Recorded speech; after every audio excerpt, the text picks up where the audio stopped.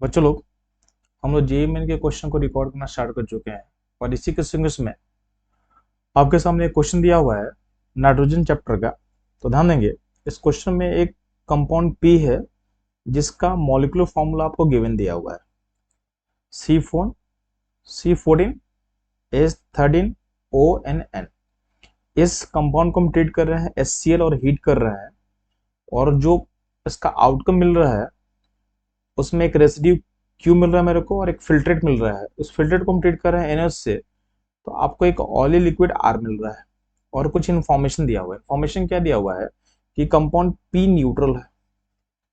ठीक है, compound Q है जो आपके पास इफोबेसेंस देता है with sodium bicarbonate, while compound जो R है इसको जब हम ट्रीट करेंगे हिंजबर्ग रिएजेंट के साथ तो give a solid residue with soluble in NaOH।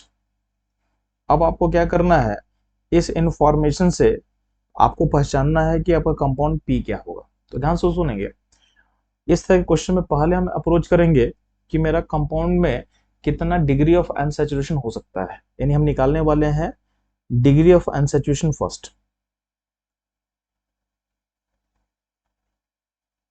जिसको समटाइम आप बोलते हो डिग्री डबल बॉन्ड इक्विवेलेंट या बोलते हैं डिग्री ऑफ अनसैचुरेशन।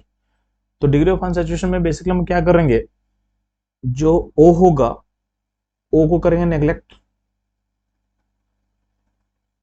और n के लिए हम माइनस एच एज्यूम करेंगे। जितना n है उसके लिए हम माइनस एच करेंगे, उतना ही h को हम क्या करेंगे, रिड्यूस करेंगे।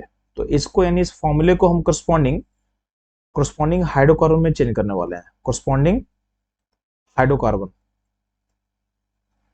तो इस फॉर्मूले का करस्पॉन्डिंग हाइड्रोकार्बन का जो फॉर्मूला होने वाला है वो होगा C14, O हो गया नेगलेक्ट, और n के लिए माइनस एच करेंगे तो h का नंबर हो जाएगा 13 से हो जाएगा 12 हो जाएगा। यानी इस मॉलिक्यूलर फॉर्मूला का जो इक्विवेलेंट हाइड्रोकार्बन का फॉर्मूला होगा वो होगा C14H12।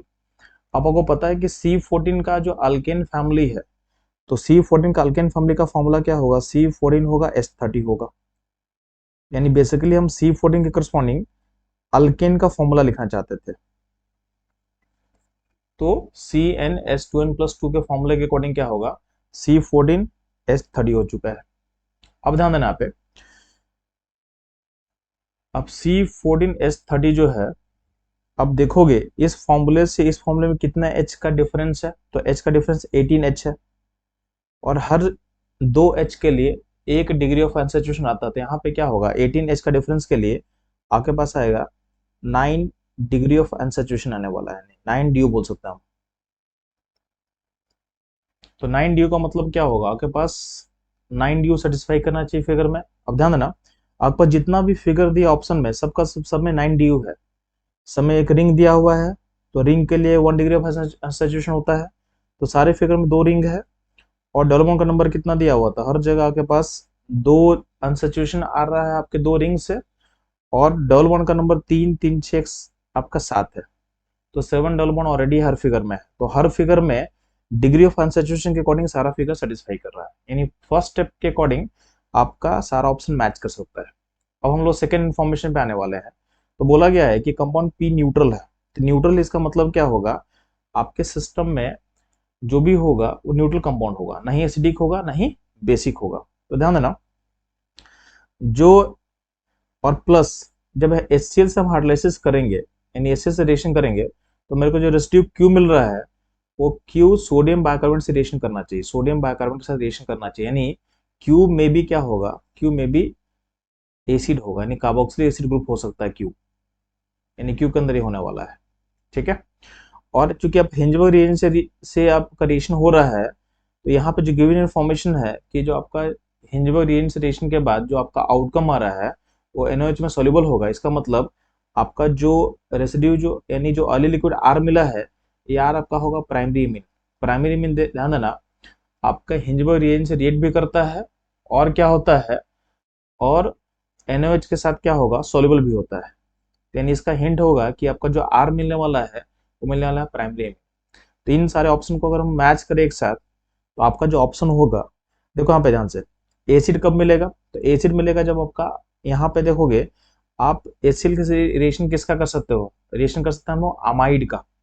तो अमाइड देखो, अमाइड कहाँ पे दिया होता है, अमाइड आपके पास ऑप्शन नंबर बी में है, ऑप्शन सी में है और ऑप्शन डी में है।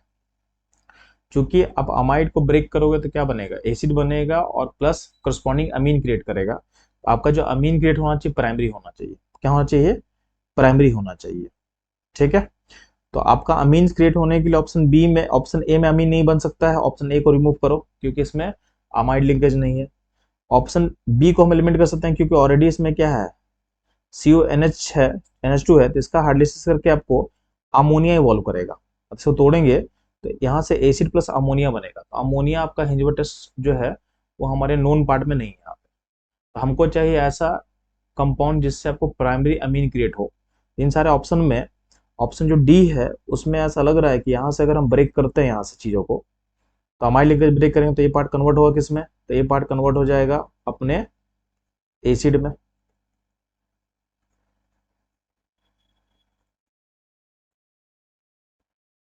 और ये जो पार्ट है ये कन्वर्ट होकर कहाँ जाएगा, ये कन्वर्ट हो जाएगा अपने अमीन वाले पार्ट में।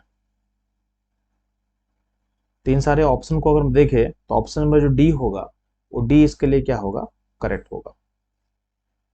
ठीक है बच्चों लोग, तो ये रहा आपका करेक्ट ऑप्शन, ऑप्शन डी, जो गिवन सारे स्टेटमेंट को फॉलो कर सकता है।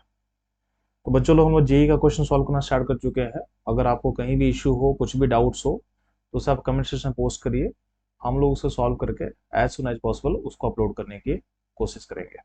ठीक है बच्चों लोग, तो मिलते हैं नेक्स्ट क्वेश्चन में।